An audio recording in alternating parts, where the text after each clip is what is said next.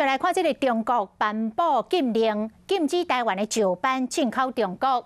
农委会主委陈吉仲讲，今年的年初，行政院就来核定726亿的农渔畜业冷链的计划，要伫屏东盐埔渔港来起一座区域物流中心，要来提升到石斑加工冷链的系统。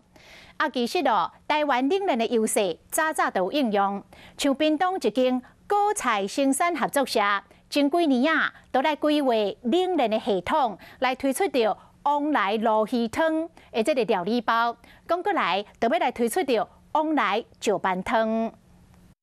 清澈的鱼洗好清气，含往来做落去鼎解煮，无偌久就是一碗酸甜真有海洋的滋味。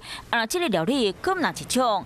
有往来鸡汤、往来鲈鱼汤，各项料理都互人看甲脆软杂杂的。伫咧中国禁止台湾石斑鱼了后，业者后一步要来推出往来石斑鱼汤的料理包。石斑鱼再延伸到，比如说像鸡汤。鱼汤这一类来讲的话，那我们应该要去怎样去制作，然后把价格再往下压一点。会甲新鲜的往来集菜同时外销，加分的条件，但是因为这间果菜生产合作社有政府协助设冷链系统。水选水洗的过程里面，水温是大概在10度左右。菜洗过几米来，洗好清气了后，先送去低温的所在包装，再搁给冰起来。然后再送到一般保存库去做保存到。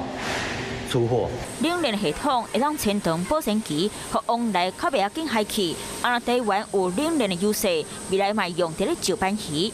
台湾石斑鱼外销去中国冻起来。农委会主委陈吉仲就伫咧人面前甲渔民加油，讲政府已经投入2年126亿的冷链计划，设3座伫咧南部的物流中心，包括台南、高雄和屏东盐埔渔港，要透过政府来主导，稳定台湾水产的国际竞争力，互农特产销往美国和日本，到为期正做传奇。